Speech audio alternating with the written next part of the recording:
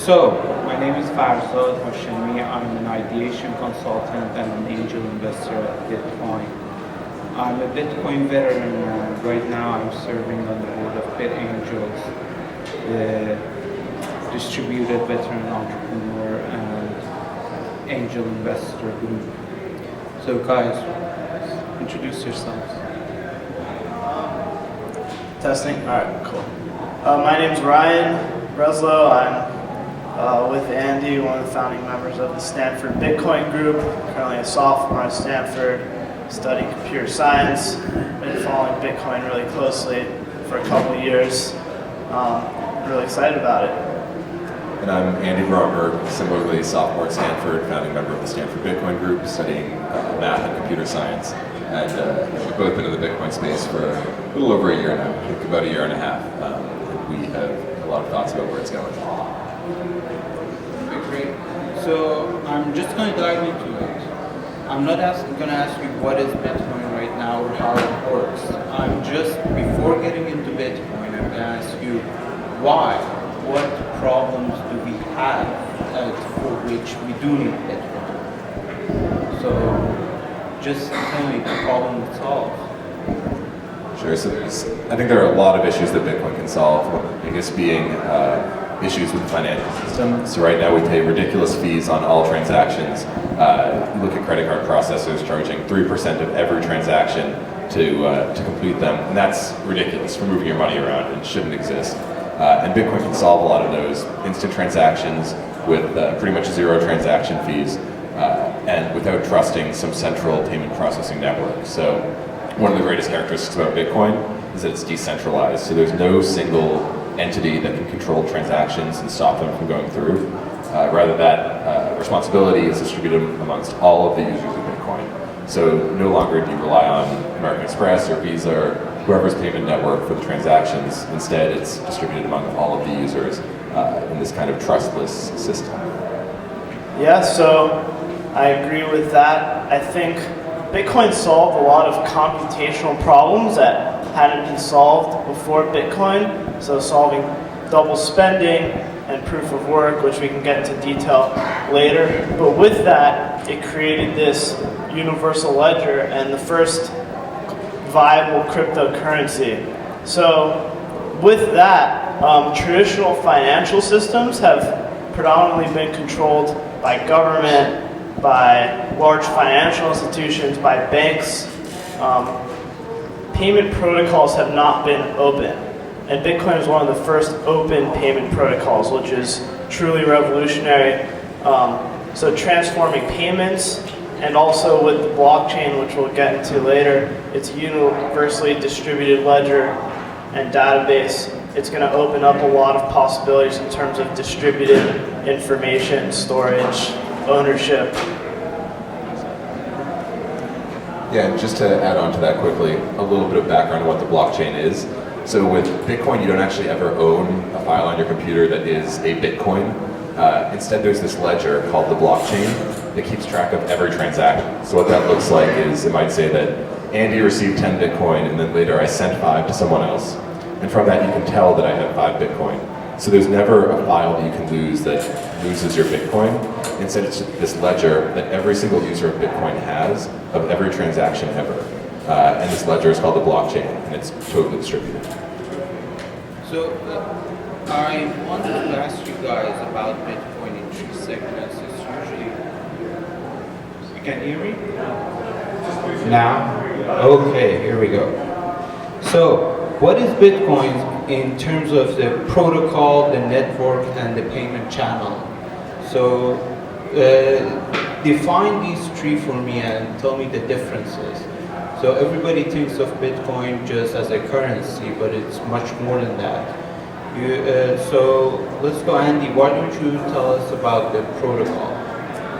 Sure, so we could talk for hours about the Bitcoin protocol, but the 1,000-mile overview is that Bitcoin is based on this protocol that allows for this distributed ledger called the blockchain to be built. So what happens is I choose to send money to someone else, and that transaction goes into the network, and everyone approves it and says this transaction is okay, and that gets added to this ledger afterwards. And the protocol for doing so is a pretty impressive technological advancement. That's probably beyond the scope of this discussion right now. But what it allows people to do is build this ledger over time. And then what's really cool is that things can be built on top of this. So by using transactions between people, you can do things like storing data in the blockchain in a totally distributed manner. So kind of the canonical example here is WikiLeaks. So if WikiLeaks wants to release some information about the US government or whatever, right now what they do is they put it up on a server somewhere and then people can read the information. But the downside of this is that some government or group or whatever can go in and destroy that server or unplug it and suddenly the information's gone. So what the Bitcoin protocol allows them to do is send the information in transactions to this totally distributed database. And it's then distributed all over the world. And in order to get rid of it, you would have to break the computers of every single Bitcoin node in the entire world, which isn't going to happen. And so the protocol allows applications like that to be built such that we can take advantage of a distributed ledger and not have to worry about intervention on any single scale. Yeah, and Ryan, how do you define the network? Could you tell us a little bit about the mining and what it does for the network? Yeah, sure. So the Bitcoin network is one of the most powerful components of Bitcoin. The power behind Bitcoin is driven by the network. So it's the amount of computational power behind all of the nodes, all of the mining. It gets a little complicated, but the concept is in order to validate transactions, in order to make sure that people aren't cheating, it requires everyone cooperating on the network to approve transactions and validate it. So in order to solve a lot of these problems, the network has to be big enough so that big players can't come onto the network and fake things. So how do they validate it? Sure. So I could get a little bit technical on that. I think I have to. So the blockchain is a chain of blocks, and it's just a chain of transactions that have been validated over time. So in order to add a new block to the chain, you have to solve a computationally difficult algorithm. So first, what is a block? Exactly. So a block is a proof of work, meaning you solve the hash, you solve the algorithm, and then you validate a list of transactions that need to be added to the blockchain that people need to confirm.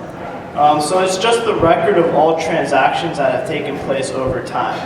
And in order to add blocks to this blockchain, you have to solve these problems and say to the network, hey, I've solved this problem, now I can add a new block to the chain and validate it. Could you just briefly, Andy perhaps, tell us what is this algorithm? I mean, an algorithm, everybody hears it and it's quite whimsical. What algorithm is being solved and what does it do, what's its use, or does it even have one? Sure, so I don't want to get way too technical here, but basically what it's doing is it's taking a list of transactions, which we call a block, and then doing a hashing algorithm on it, and it's the specific hashing algorithm called SHA-256, applied twice. But what it does is it outputs some string, and it's searching for a string that fits some certain criteria. So for Bitcoin, what that happens to be is hashing the list of transactions with a random number appended to it. And whenever the resulting string starts with a certain number of zeros, you've solved the problem. That ends up being totally irrelevant to most people using Bitcoin.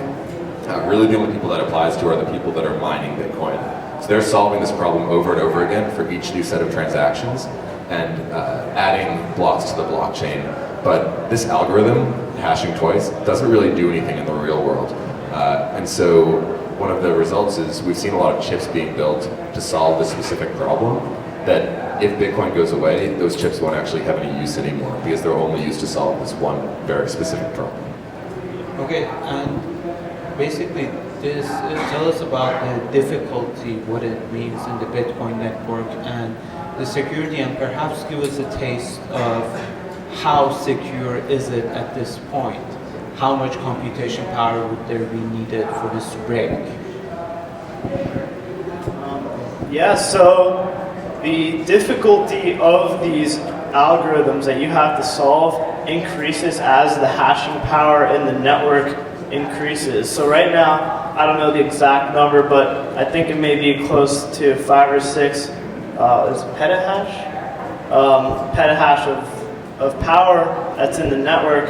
And I think a statistic that I heard is that would be comparable to taking all of the computational personal computing power in China. So it's really hard now for a bad actor to gain a significant amount of computational power in the network. Arguably almost impossible except for a major government institution. Great. So we talked about the blockchain, how it's a distributed data storage system. Now getting into more interesting things. With this data, who owns it? And we'll get back to this later. You have a huge ledger, you have potential applications on it, and there is a lot of data in a distributed manner. Who owns this?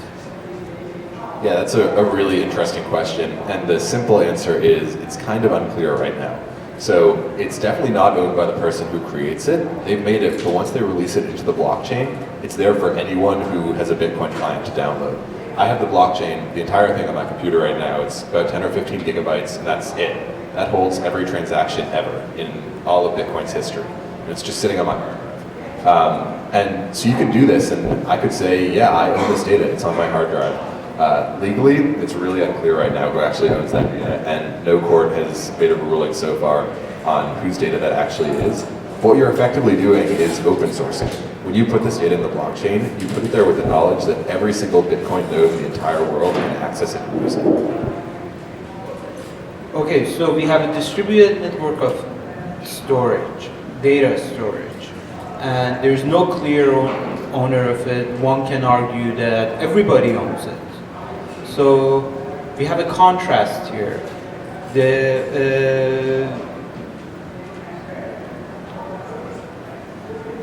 As you know, let's get into that just right away.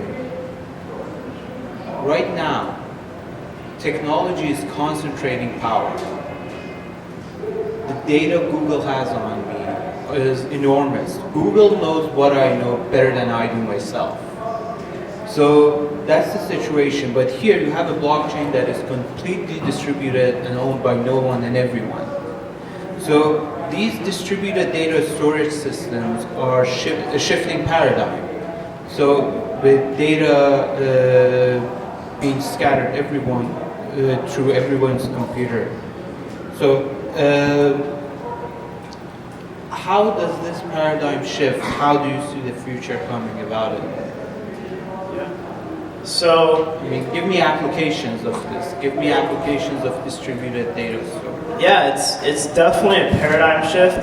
The analogy I like to make is Bitcoin is sort of the HTTP of payments and ownership. So just like the internet made it possible for anybody to send information to anybody frictionlessly, the same thing is going to happen with Bitcoin and ownership. So it's a paradigm shift away from trusting other people to own or to protect what you own on your behalf, and you being able to own and send ownership to other people without trusting any central authorities. So if you want a couple examples, even a bank, right? Right now, in the U.S., banks are pretty safe, and you don't have a lot of worries about banks running away with your money.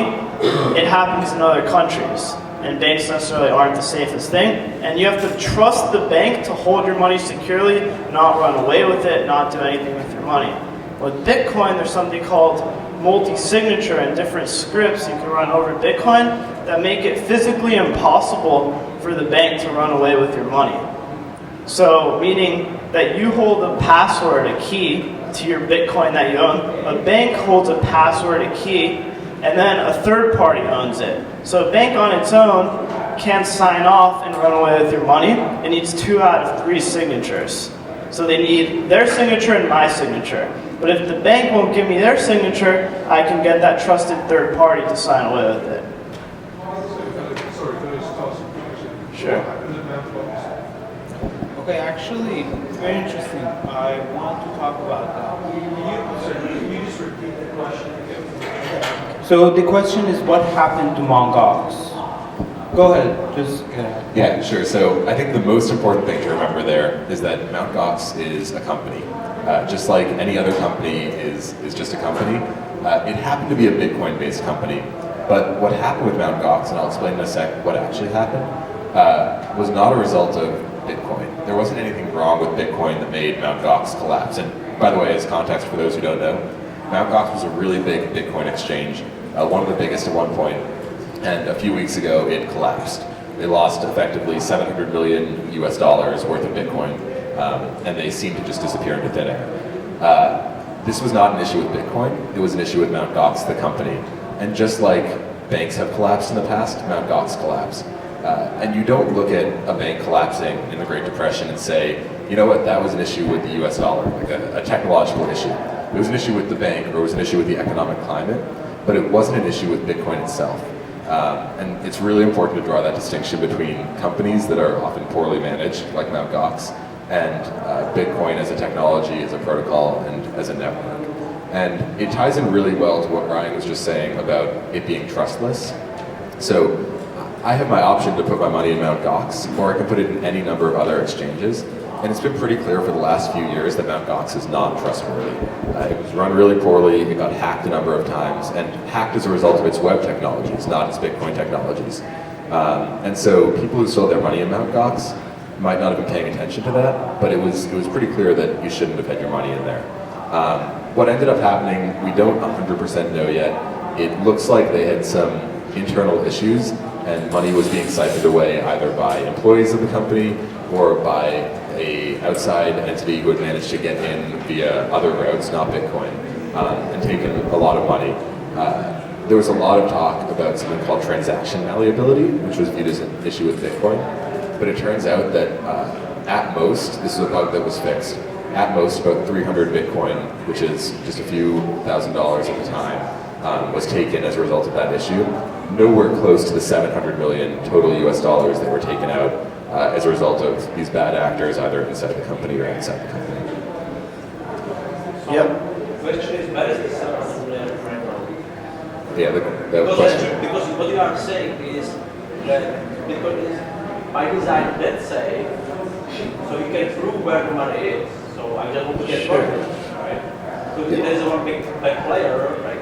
Yeah. Money has to be somewhere. Yeah, I was going to address that. So what happens with Bitcoin is you have a public key, which is like your email address, and you have a private key, which is like your password to be able to use it, right? So that's inherently secure because people can't access your Bitcoin without having your private key. But what you can choose to do is you can host your private keys with other people. So what people do with Coinbase or Mt. Gox is you say, you can store my private keys for me and just tell me that you owe me this much Bitcoin.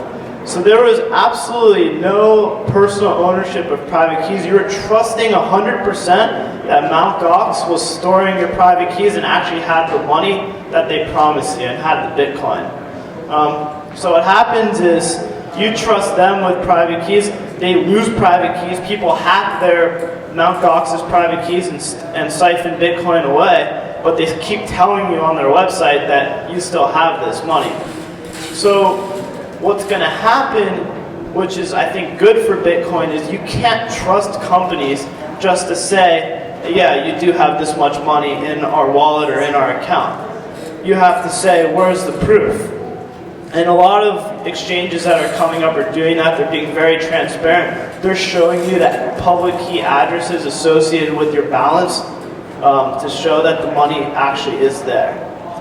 Yeah, and just to add on to that, what actually happened with the 700 million? So they've discovered some of it. They said that they lost the private keys. They don't know what happened to them. They were on some hard drive somewhere, and they disappeared.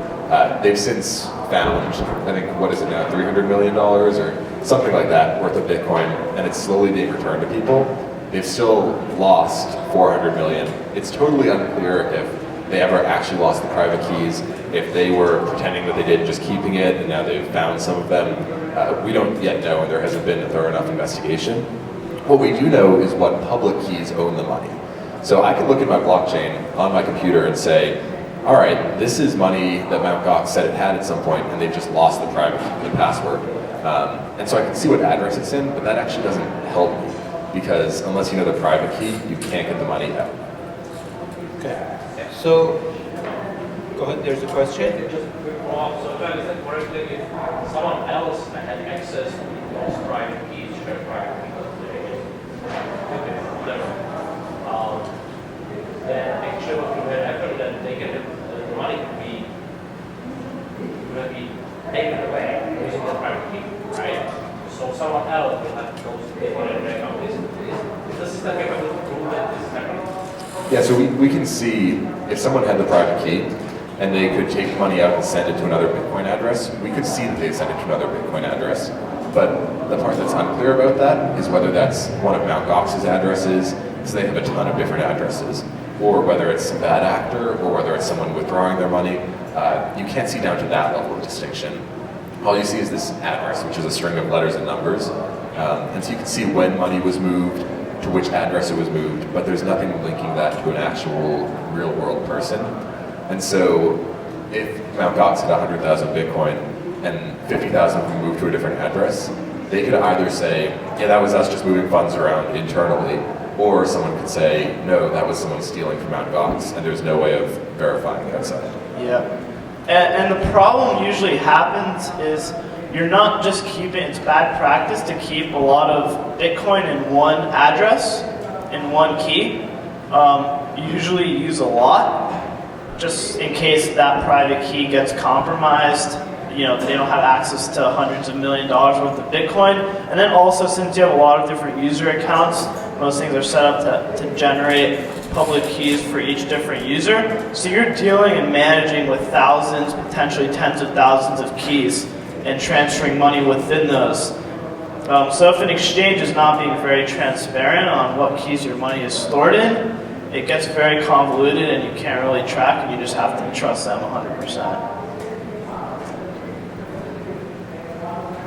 What's the value of Bitcoin and who determines that? Yeah, so right now, what is the value of Bitcoin and who determines that? So to answer the first part, right now it's $450, something like that for Bitcoin. The value is totally market driven. There's no entity saying this is the price. You can go and look at price charts and you'll see, just like any stock or other asset class, the price of Bitcoin over time, and it's totally dependent on what people will pay for it, and also on different exchanges the price will vary. So you often use a commonly used exchange. The most used exchange is Bitstamp, and so we look at their price as an indicator, but the price on a different exchange might be slightly different, and that's just like any other asset. If an asset is listed on more than one exchange, in the US maybe, in a foreign country, the price might be slightly different just because of that country's willingness to buy the asset, or how hard it is to transfer in and out of that country.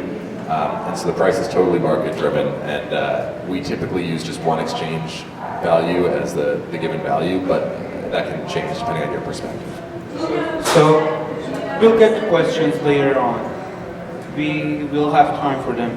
So what I'm interested in right now is the role of data scientists in the future of Bitcoin. Right now we have a blockchain which is tiny. There is not much data mining that can be done. You have transactions which are simply one address to the other and the number of the Bitcoins that are being transferred. So I want to ask you guys where this is going. If you could talk a little bit about distributed applications based on blockchain and distributed data storage systems, where they are, and their role that data scientists would play there. What kind of data would there be produced, and how it can be mined and analyzed by the data scientists? So Andy, would you like to start with that? Sure, yeah. So Bitcoin is really the richest open trove of financial data ever created. If you're Visa or you're American Express, you have access to all this data about financial transactions. But that's never been available to the public, never been available to open source hackers, never been available to small startups. And now all of a sudden we have this ability, because we have this 10, 15 gigabyte file that has every transaction ever done with Bitcoin, and that's going to keep growing. And so we can start to analyze this, find interesting things out, figure out money patterns. Virality research is going to be done on Bitcoin in terms of how it's spreading and where it's spreading. Financial research in terms of transaction sizes and who's paying whom. And all of this is going to lead to really interesting products being built on the blockchain. Right now, if you want to build a financial product, it's a lot easier if you are Amex or your Visa, because you can use their transactions as a base for that. But now you can use Bitcoin as a base for any financial application, whether you're a single person or a small startup, or you're working at Amex or Visa. Okay, let's take the conversation to the next generation of what is being called blockchain 2.0. The emerging protocols on top of blockchain and the kind of data they produce and other protocols, newer blockchains that are coming up.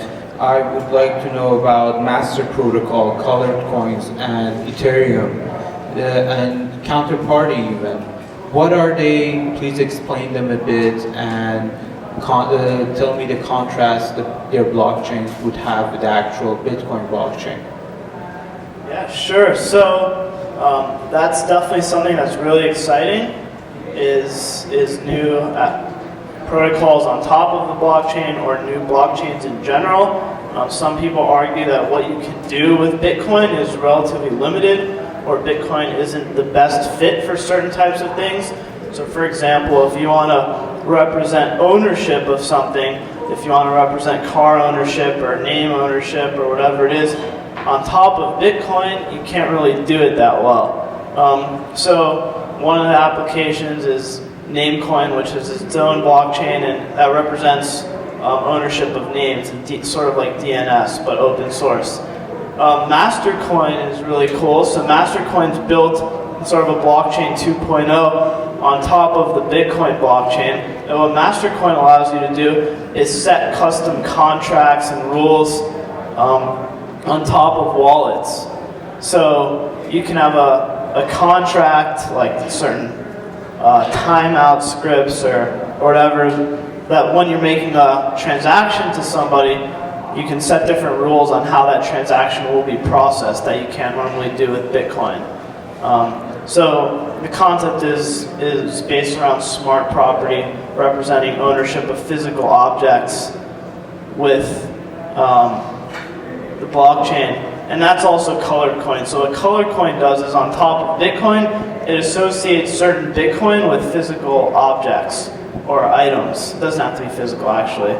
But you can say like, you know, these are, this is a coffee coin, right, on top of Bitcoin. And that's really cool as well. Yeah, let me interrupt you there. Actually, somebody on Twitter came out and said, okay, what applications can the blockchain have? And within 3 hours, there were 89 applications that came up. And financial instruments were there, public records, private records, and physical asset keys, intangibles. And there are 89 things that you can literally do on the Bitcoin blockchain and with the blockchain technologies themselves. I want to know what opportunities these create. Give me some examples of what you can do and the opportunities they create for data scientists. How this paradigm shift of data in a distributed manner would change the game, basically. Sure, yeah, I actually want to expand on something that Ryan mentioned briefly, which is car ownership. Because that might seem totally out of place in a discussion about a digital currency, but it's really interesting. So right now, if I own a car, the way I know I own it is probably that I have the key to it, right? And I can put the key in the ignition and start the car and get it going. And if I want to give Ryan my car or sell Ryan my car, really what I have to do, aside from the legal stuff of transferring the deed, is to hand Ryan a key. And all of a sudden, he effectively owns the car. But right now, it's really hard to do that digitally, right? I can give someone a password, but I still have the password, and he can change it, but there's a lag time in there. So it's really hard to transfer digital property without giving the seller an opportunity to kind of hack back into it. So what Bitcoin can allow you to do is to transfer digital property in a way that totally avoids that problem. And the way it can do it is a little bit on the complicated side. But basically, you can put certain transactions into the blockchain that indicate that you are giving up a key to some piece of information and gifting it to Ryan. So we can imagine in the future, cars are not going to be run by keys in the ignition, right? They're already not doing that anymore. Maybe I own my car based on my smartphone being in my pocket when I step into the car, and if I have that, then the car starts. Now all of a sudden, with Bitcoin, I can transfer that ownership to Ryan digitally. I will never have the chance, once I've transferred it, to take it back, and he owns the car. And this can solve a huge number of problems transferring physical goods or digital goods or anything else without any risk of the seller coming back and taking it back. And it also avoids the risk of escrow, right? Because one way I could solve that problem is by trusting a bank or someone to hang on to my password and then change it and then give it to Ryan.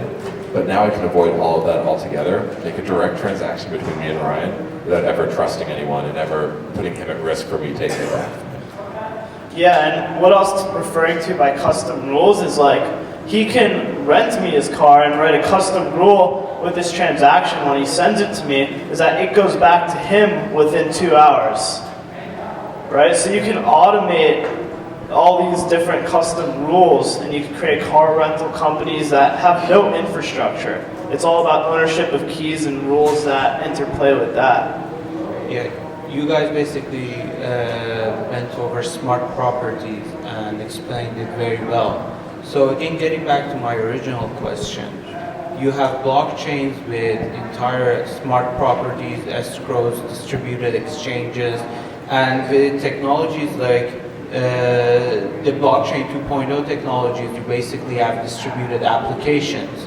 You can build on top of them distributed organizations, distributed autonomous companies, and create very, very rich and interesting blockchains.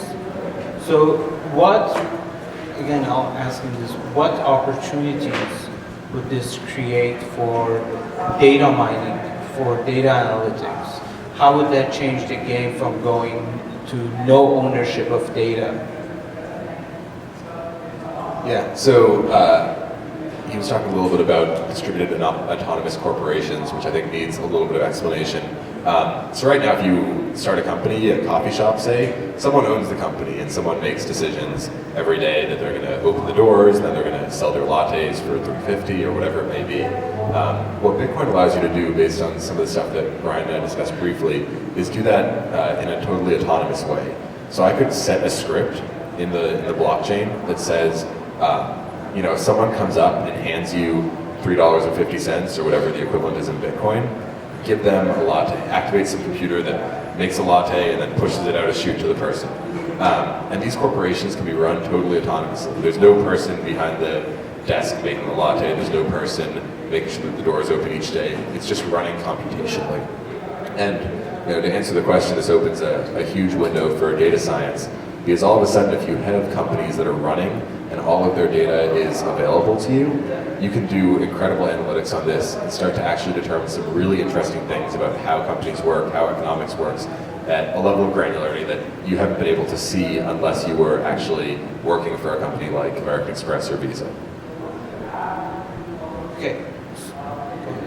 Sure. I don't have much to add to that. It's just, like Andy was saying, everything's completely open, and the opportunities are really endless when you're open sourcing all of this data. So right now it's financial data and a lot of analytics that can come on top of that. When other applications start being introduced, whether it's car ownerships or stores that are running autonomously, the analysis that can go into that is absolutely endless. How many blockchains do you guys see in the future? Yeah, so Bitcoin. Each blockchain could have its own series of applications. Oh yeah, absolutely. They can be open, they can be private, and how do you see that going? What size do you see them getting at? So give us a lay of the landscape. Sure. Yeah, sure. So just to explain a little bit what's meant by multiple blockchains, Bitcoin has one blockchain. There's one ledger of all Bitcoin transactions, but you can create different currencies basically like Bitcoin, and there are already hundreds of them. that all have separate transaction ledgers. So Ryan mentioned Namecoin and Mastercoin. All of these, or not Mastercoin, sorry. All of these have separate ledgers of transactions, and the transactions are not part of the Bitcoin network, but part of their own network, the Namecoin network, or the Dogecoin network, or whatever it may be. And so separating these out, all of them have different advantages. Maybe they have faster to confirm the transactions, or maybe they have an advantage like Namecoin where they can manage names.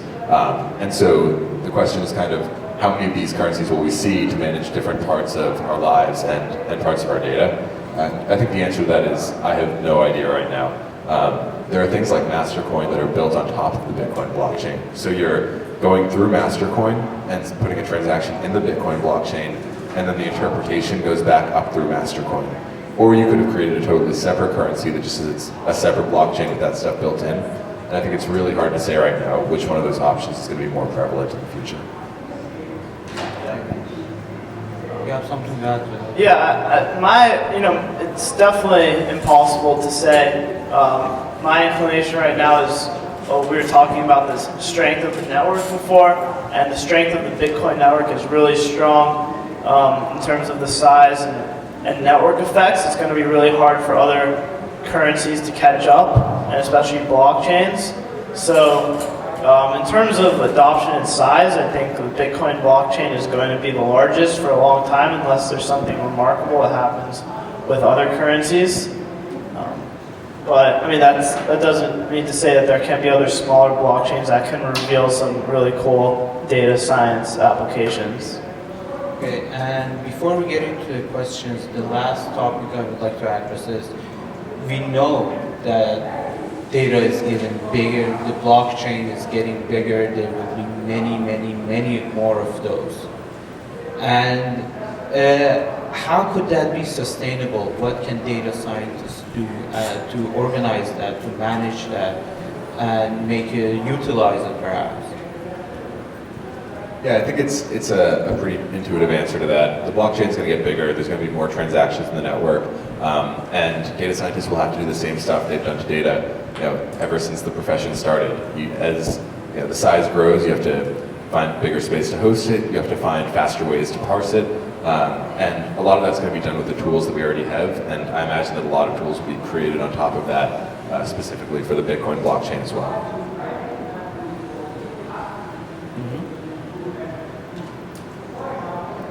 Okay, so and how would that affect the oligopoly of the data we have right now?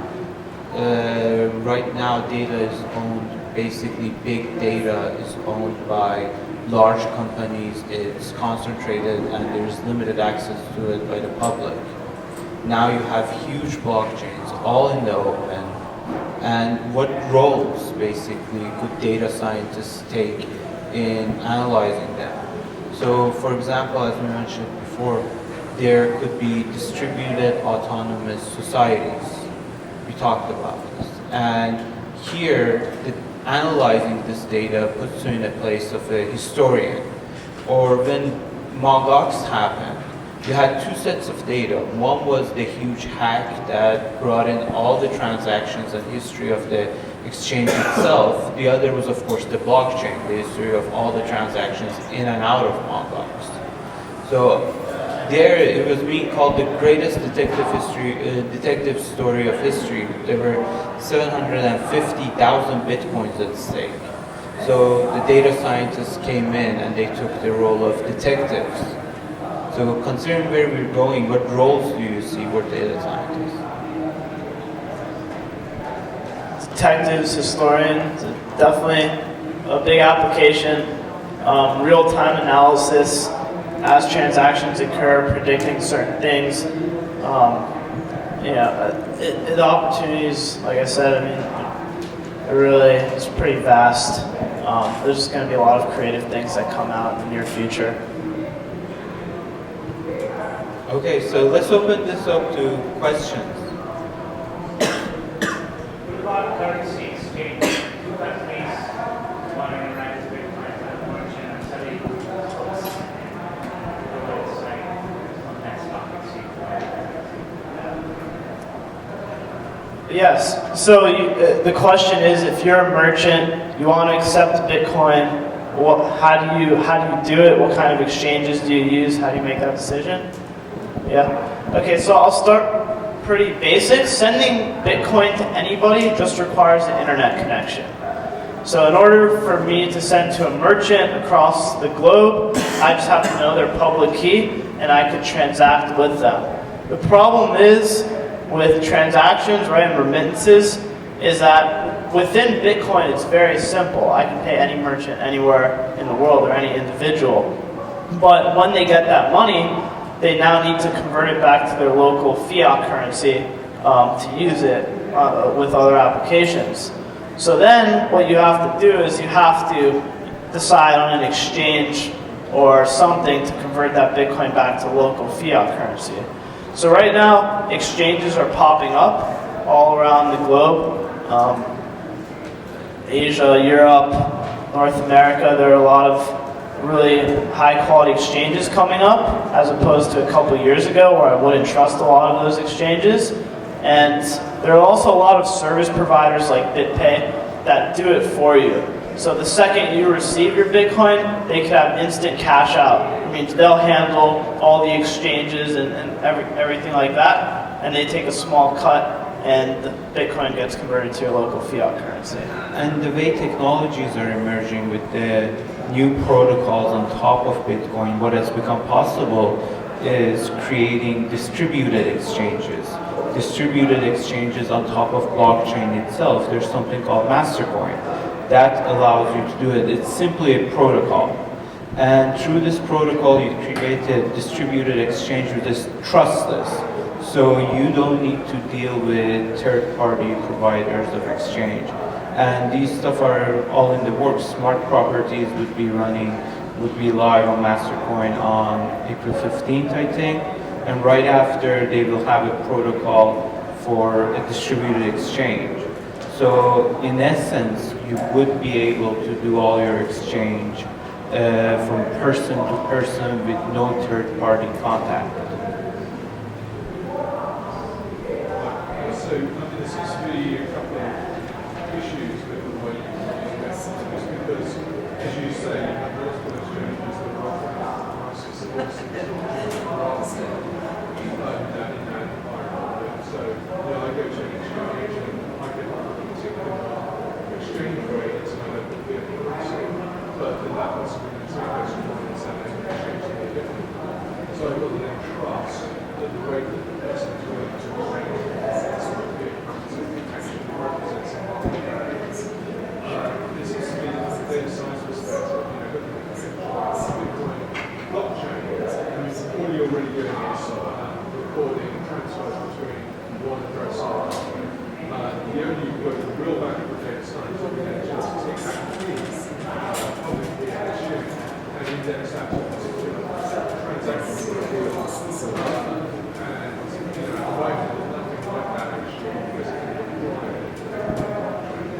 So again, you've got to have some sort of external database that maps each of those transactions to an actual physical good or some form of good digital. So I see this as something. So how are people, so one of the other issues is obviously there's a big variability in the supply and demand of Bitcoin.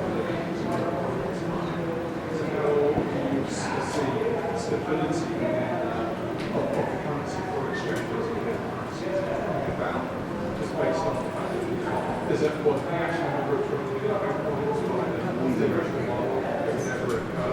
So as more people get into the currency, there's a demand may increase, so therefore that causes an artificial ramping demand and therefore pricing takes so.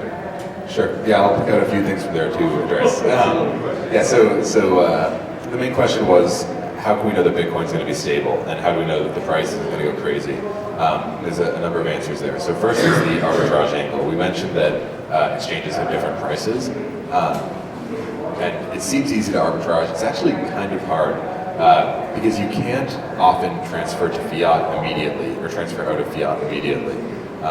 Because of the nature of Bitcoin, you can't pay with a credit card immediately because they're afraid that you might do a chargeback, issue a chargeback, and they've lost their money. Because once you exchange a Bitcoin, can't charge back a Bitcoin. It's this digital good. And so you often pay with bank transfers, which take 3 to 4 days. And so you can't really arbitrage based on a 3 to 4 day window effectively based on tiny differences in exchange prices. So the arbitrage angle is really hard right now. And then to address the other big issue, which is true, there's a maximum of 21 million Bitcoin ever in the world. Right now we're at about, I think it's 11 or 12 million, something like that. And there's going to be 21 million in about 2040. And this is kind of scary for a lot of people. We're going to hit a maximum supply. If demand keeps increasing, what's going to happen? The really nice thing about Bitcoin is that it's infinitely divisible. So right now we talk about exchanging a Bitcoin, and a Bitcoin's worth $400 something. But at some point, if we get to a point where it's worth a ton more, we might start talking in terms of millibitcoin or micro Bitcoin, small fractions of it, and the decimal point can get moved as far as you want. So there's really 21 million Bitcoin, but there's orders of magnitude more, smaller quantities of Bitcoin. So maybe one day a micro Bitcoin is worth $400, and you can transact on that level. So yet the supply is fixed, but you're never going to run into an issue where you can't give someone $1. You'll always be able to give someone $1 worth just by transacting a tiny, tiny fraction of a full Bitcoin. And so we're not going to run into price stability issues because of huge dollar amounts being traded. That's a really interesting question, because if the prices, the value of Bitcoin is increasing, just because I need to use $1 today, it doesn't mean it should be $1 today. Right. So that, yeah, the price will keep increasing. And the best analogy I like for this is Moore's Law. So Moore's Law says that every 18 months, computing power is going to double. I know this, and yet I bought a computer last year. And rationally that seems kind of silly, because if I know that in 18 months I can get twice as powerful a computer for the same price, why would I buy one now? Exactly. So there's time value to money as well, right? So I know that I need a computer now, so I'm going to buy one now. In the same way that if I hold Bitcoin, if I need something now that I can buy with Bitcoin, I'll buy it now, even though I know that tomorrow maybe my Bitcoin's worth more. And so people will continue to transact even if they think that their Bitcoin might be worth more in the future, because their money has a time value as well.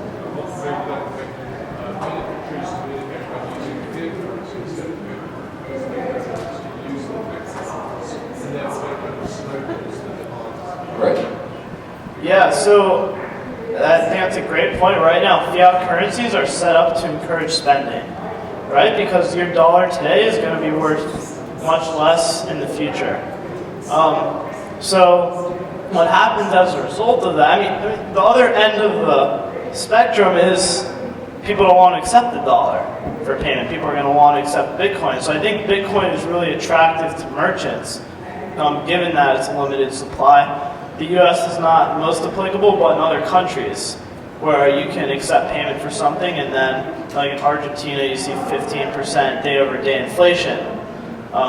So the fact that it retains its value and usually appreciates, I think, is a positive thing. I also think just on a political level, encouraging spending is, I think, a little backwards. The root of wealth creation is production and building, not necessarily spending. So spending is sort of an ends of people being productive and having a lot of wealth. And to make that the means to say spend to create is not good logic. The question I have is that if you're a merchant, Sure. basically buying a good, sells to someone, you can just buy Bitcoin directly. Now, if you know that Bitcoin, if you feel like Bitcoin is in its rise, Sure. then you may decide, well, I'm going to buy a good, I'll just buy the Bitcoin when it actually appreciates. So therefore, that could actually end up on that. It's a trade-off, and the fact of the matter is there is no clear answer to your question, but it happens. People buy it and people spend it, and the wheel keeps turning. I got sort of probably a non-technical question. Sure. You guys seem to be running the meetup for the Stanford Bitcoin group, right? Are you associating with other Bitcoin groups, any domestically or internationally, to advocate when the IRS needs with property instead of currency and so forth? To your point, to make sure that it evolves in a democratic way for people in the community? Sure. Yes, the question is, as the Stanford Bitcoin Group, are we associating with others and trying to push Bitcoin forward? So one point of clarification is that we actually don't run the Stanford Bitcoin meetup. That's separate from the Stanford Bitcoin Group, and we're trying to fix the names somehow. But the Stanford Bitcoin Group, which we're a part of, is an academic institution doing research. We actually don't run events right now.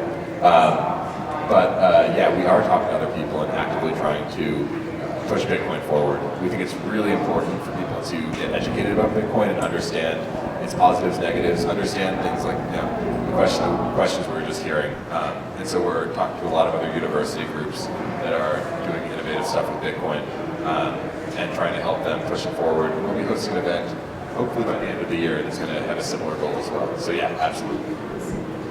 Yeah, definitely. So, like Andy said, as a group, we're not necessarily involved in those kind of things. We're more focused on academics.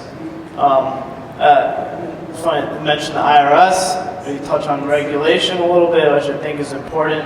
I think I've been pleasantly surprised by the way regulators are treating Bitcoin. I think they're taking it very seriously as opposed to maybe a couple years ago. And there's sort of a spectrum of regulation that Bitcoin can fall under. And the worst being expecting Bitcoin companies to operate to the same level of sophistication and compliance as banks, which I don't think is the worst thing. I think it's actually pretty easy for Bitcoin companies to operate that way. And Bitcoin has such inherent value and positives associated with it that they can operate profitably with that. So there's been a lot of discussions. I've attended a lot of different meetups and hearings, and the direction I think is positive. And one of the points that I think is pretty important is what comes next after Bitcoin. So if the IRS or something goes and squashes Bitcoin, we now have a lot of other cryptocurrencies that are much more anonymous, much harder to track. And if you squash Bitcoin, you're going to see a whole suite of things orders of magnitude worse. So I think it's very well. It depends on your perspective. Worse from the IRS's perspective. So they seem to be incentivized to make sure Bitcoin is treated properly and adoption of these other cryptocurrencies don't spike. Maybe one indirect question to this topic. All the smart properties you talked about, are they publicly visible to everyone, or only to both sides of the transaction? So the question was, are smart properties publicly visible to everybody, or just between those transacting? Yes, so the fact of the matter is you don't know who's doing what transaction, but you know what is being transacted when and from which address to the other address. So the identities are private and can be private, but the transactions themselves are on the open ledger. That's the way it's currently being formed. But things can change, and there are protocols in the works that are able to confuse everything. Yeah, and just to be clear, if I do a transaction giving my card to Ryan, it doesn't say in the blockchain, Massachusetts license plate 929 GK1 is being transacted. You can't see that much. There's no personally identifiable stuff. You'll be able to see that a key is being given to Ryan for something of some sort, and you can't then look in the blockchain and see that key or something, walk up and steal my car. That's not possible. It's all totally anonymous and obfuscated. No, I meant the question was more meant whether someone else can analyze transactions Sure. on the other side, right? So if you have publicly readable markers in the transactions, you can analyze what's being sold or how much and whatever. Yeah, so the answer is yes and no. It depends on the protocol. With Bitcoin, you just know Bitcoin is being transferred. You don't know what that transfer represents. So there's going to be a lot of, I think there's going to be a lot of room for improvement in regard to mapping transactions to what actually happened behind the scenes, who are the parties, and there's a lot of creative things you can do with that. It still has a lot of exploration to do, and it depends a lot. And maybe one more. You mentioned at the very beginning that Bitcoin doesn't have fees for transactions, but this is not entirely true, right? Because you have the whole system runs on this Bitcoin mining, which is incentivized, right? So Right. So there's almost no fees for transactions, especially compared to the current fees that we see on credit card transactions. You pay a very small amount of transaction fees to the miners for processing your transaction, but that's not actually their main incentive. So their main incentive is that every time you're the first person to solve a block, solve that hashing problem we were talking about, you get rewarded from the network. And that's how Bitcoin are created. So we said right now there's 11 or 12 million. Every 10 minutes, a block is solved, roughly, and the person who solves that block gets 25 Bitcoin right now. And that's their main reward. And the reason that there's only going to be 21 million in existence is part of this too. And that's because every 4 years, that reward cuts in half. So from 2009 to 2013, if you were the first person to solve a block, you got 50 Bitcoin. Starting in January of 2013, it became 25. In January of 2017, it becomes 12 and a half.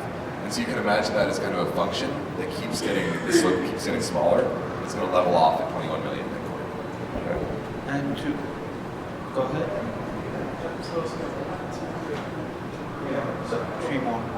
So sort of an elementary question. So in terms of investing, so how do you look at ROI, or how is that monetized? So that's my one question. And then maybe you guys can, I'm not sure if this is too much outside the scope, but there's talk of the U.S. Going away as a reserve currency. And maybe you guys can. Yeah, absolutely. So I think the investing angle is a little bit tricky because you can do two things. You can invest in Bitcoin companies, or you can invest in Bitcoin itself. And the simple answer is you should do both. You technically, the exact proportions, I don't really know, but you could, Coinbase right now is making a lot of money while Bitcoin declines, right? So they're able to profit while the principal Bitcoin isn't necessarily appreciating. There's a lot of different types of companies you can invest in the investment space. There are wallets, so companies that store Bitcoin, Bitcoin storage, and Zappos came out with an insured Bitcoin storage. So that's one big area. The other big area are exchanges, so where people go to exchange US dollars or other currencies for Bitcoin, and they profit off the exchange activity. There's a lot of other cool applications of Bitcoin that you can invest in that haven't been explored yet. Yeah, just to add on to the Bitcoin investing angle, investing in Bitcoin itself. I've done a fair amount of research on trying to model the price of Bitcoin, which is impossible because it's all based on media events right now. But there's a lot of kind of interesting stuff happening there. As a disclosure, we both own Bitcoin because we believe in not trading it day to day, trying to ride the price going up and down, but that at some point it's going to be worth a lot of money for each Bitcoin because we believe that the protocol and network is going to succeed and that applications will be built on top of it that will drive the price up. And so, I think I speak for both of us when I say we're holding Bitcoin because we believe that the protocol and network is going to succeed. We don't care as much about it as a currency and being used for transactions every day. We believe that by it being used as a protocol, the price will get driven up. Yeah, and in terms of investment, what I think is best is not just investing in Bitcoin or a Bitcoin company. It's best to invest in a Bitcoin company that holds a lot of Bitcoins.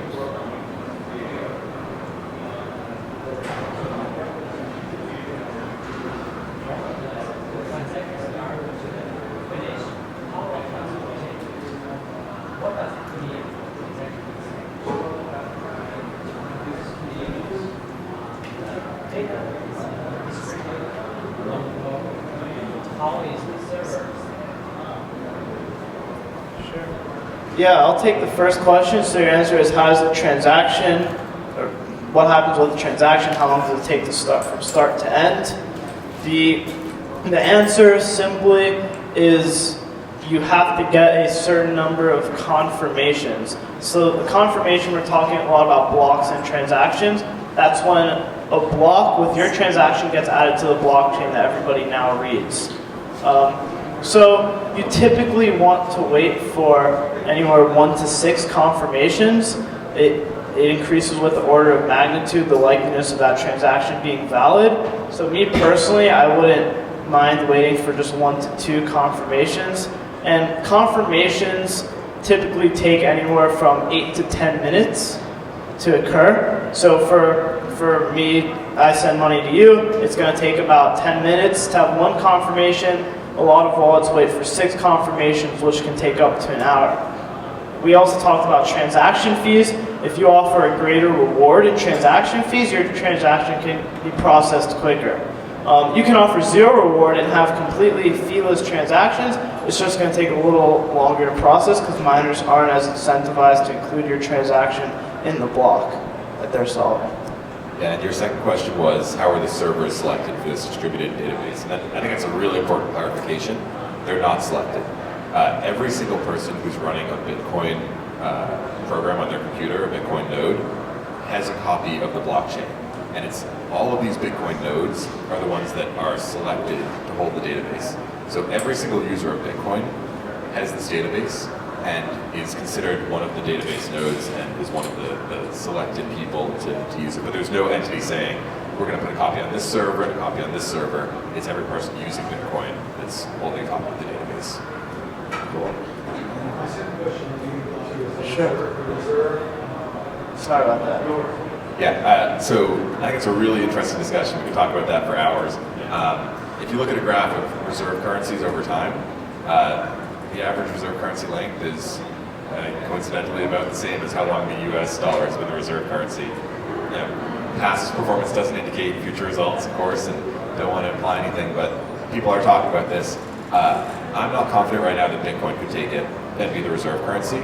There's not enough money in it right now. The market cap is hovering around 10 billion or something like that. That is a tiny fraction of what the US dollar M1 supply is. Could Bitcoin be an additional force used in a reserve currency?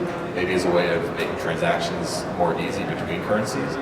Yeah, absolutely. But I think if we wanted Bitcoin to be the reserve currency, we're going to have to wait at least a few years for that to even become a remote possibility.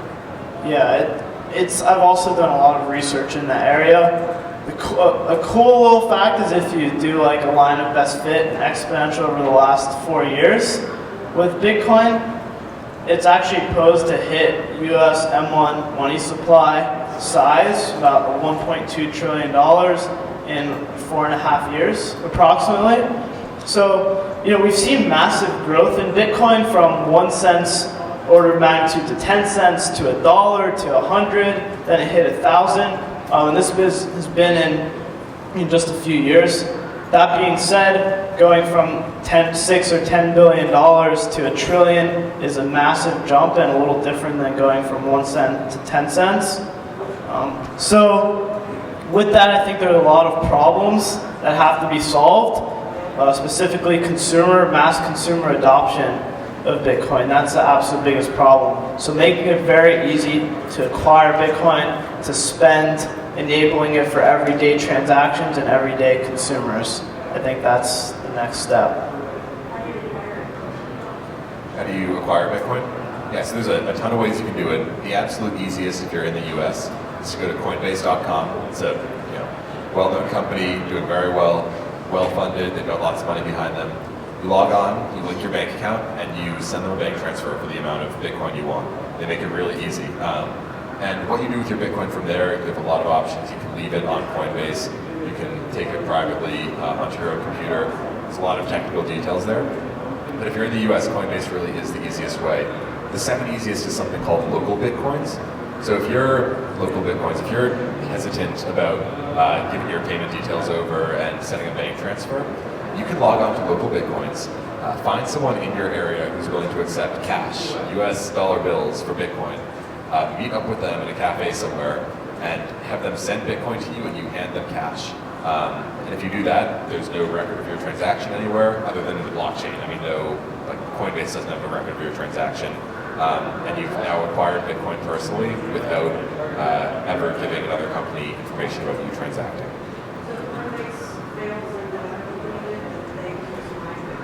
So if they fail instantly and catastrophically, and you have your money in there, then yes.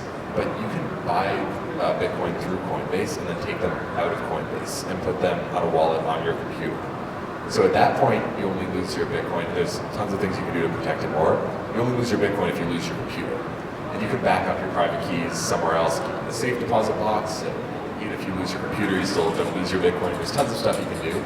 But the easiest thing is just to leave it in Coinbase. And yes, you're absolutely right. If you do that and then Coinbase fails, you lose your money. Yeah, I sort of like to equivocate online wallets like Coinbase, where you're trusting them, to your physical wallets. That's where you keep your cash or spending money, right? You have it on your mobile app and you can spend it, but when you want to keep a lot of money in Bitcoin, you want to do cold storage, which means storing it yourself. Storing it on your computer, backing it up to a USB drive. The cool thing about Bitcoin is the ownership is really in your hands. So all you need is a public key, and you need to store that somewhere. You can store your private key and your public key. So you can store your private key on your computer. You can store it on a piece of paper, and it's not even on your computer. There's even things called the brain wallet, which is essentially memorizing your private key or using different tricks to memorize it. And then you could store, theoretically, billions of dollars in your head. We like to tell the story of, right now if I try and walk through airport security with $1 billion, they're probably going to be a little upset at me, right? If I have that in cash or I'm leaving the country with $1 billion in my bank account, they're not going to be that happy with me if I try and spend it elsewhere. With Bitcoin, if I memorize my public key and private key and I've got $1 billion worth of Bitcoin in that wallet, I can waltz through TSA, go into the airplane, board, leave, go somewhere else, and have access to that much money without anyone ever knowing about it. Yep. Just make sure you're wearing a motorcycle helmet. Don't get any touch. Second question would be, are there political, well, I should say, are there entities that are strong arming against with PayPal, with Visa, that are putting pressure against this? Yeah, I'd say, Yeah, I mean, what's that? China as a country. In India, so they try to transfer it into Bitcoin, and then China will various sites. And banks in general, they don't participate with the exchanges, they don't participate with Bitcoin companies, generally speaking. We hear day after day that Bitcoin businesses, bank accounts are being shut down with no reason at all. They just imply that you have a Bitcoin business, goodbye. Simple as that. Well, one of the reasons for that is that it is associated with money. In fact, Well, that's a claim. well, they have a fiduciary responsibility. Yeah. I mean, that's what it is. yeah. So banks are under very Yes. strict regulation. A lot of times, certain violations can result in personal liability for the bank owners. So I think banks are going to be one of the last entities to convert and be very pro-Bitcoin. It also, Bitcoin fundamentally goes against their profit model, exactly. So banks, large financial institutions, Visa, MasterCard, and payment networks, Bitcoin is a universal ledger that eliminates the need for a closed payment network, which is fundamentally different from what they do.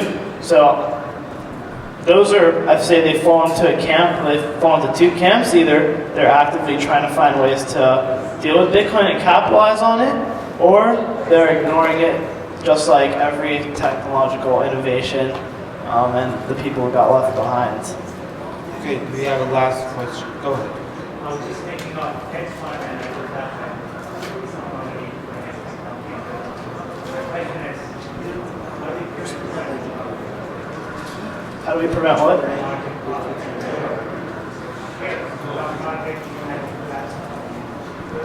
How do we prevent financial collapse in a Bitcoin economy? Yeah, absolutely.